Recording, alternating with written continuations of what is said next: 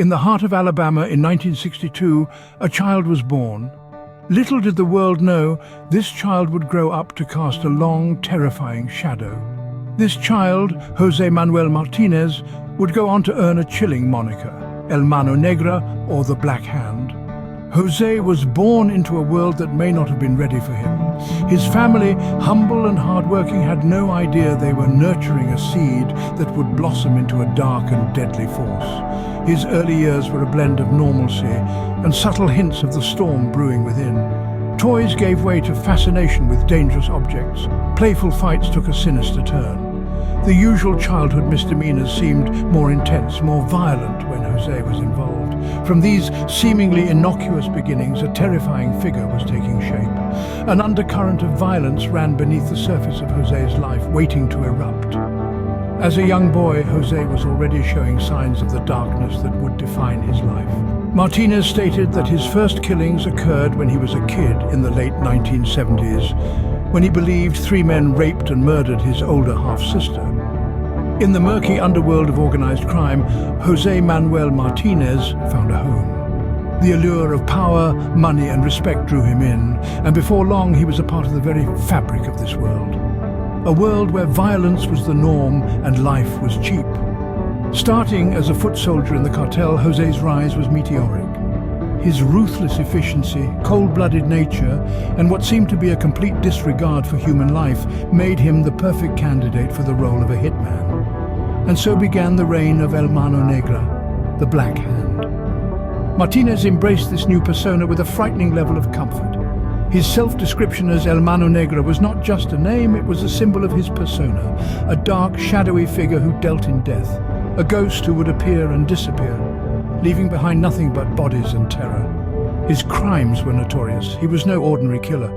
El Mano Negra had a signature style that struck fear into the hearts of even the most hardened criminals. His hits were clean, efficient, and often brutal. He made sure that his message was clear: cross the cartel and you cross El Mano Negra. As his reputation grew, so did the body count.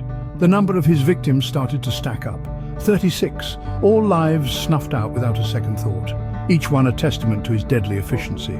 Each one a symbol of his growing infamy. But Jose was not just a mindless killer. He was a man who believed in what he was doing. He saw himself as a soldier in a war, fighting for his cartel, his family, his way of life. This belief, this conviction, only served to make him more dangerous, more ruthless. With each hit, Jose's reputation grew, and so did the body count. But every reign of terror has an end, and for Jose it was no different. The man known as El Mano Negra, the Dark Hand, seemed untouchable, his deadly deeds cloaked in shadow. However, the relentless pursuit of justice would eventually catch up with him. The circumstances leading to his capture were as chilling as his crimes. A routine traffic stop, an officer's intuition, and the walls of Jose's dark world began to crumble. His arrest sent shockwaves through the law enforcement community. Jose Manuel Martinez, a man believed to be a mere myth, was now in custody. The trial that followed was nothing short of sensational. The air was thick with anticipation as Jose confessed to an estimated 36 murders, his voice devoid of remorse. The reactions from law enforcement and the public were a mix of horror and relief. The nightmare was over. The Dark Hand was no more. In the end, the Dark Hand of Jose Manuel Martinez was finally stopped. Jose Manuel Martinez, a name synonymous with fear and death. His story, a chilling testament to the destructive power of a life dedicated to darkness.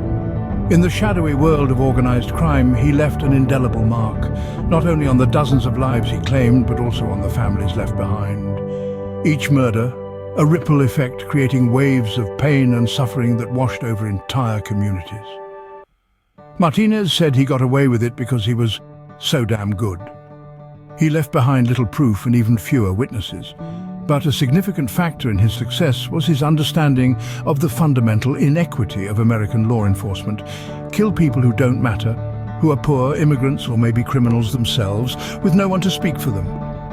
And you can get away with it. Martinez stated, unlike other contract murderers, that he followed a moral code. He attempted to kill only the selected victim and not any of their family members.